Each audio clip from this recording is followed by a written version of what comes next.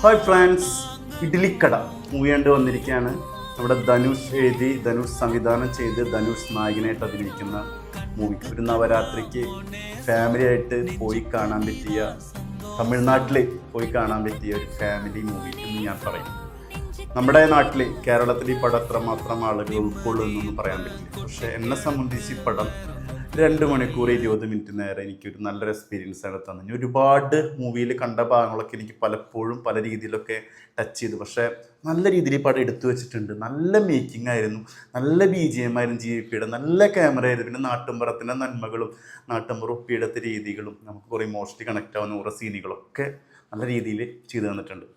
അപ്പോൾ പേര് പോലെ തന്നെ ഇഡ്ലിക്കട, ആ പേരിൽ ഇതിൻ്റെ കഥയുണ്ട്. നമുക്ക് ഒരുപാട് ഫിലിമായിട്ട് ഈ പടം പെട്ടെന്ന് കണക്റ്റ് ആവും. എനിക്ക് പെട്ടെന്ന് കണക്റ്റായ 2 ഫിലിം മലയാളത്തിൽ. ഒന്ന് കുഞ്ഞനന്തൻ്റെ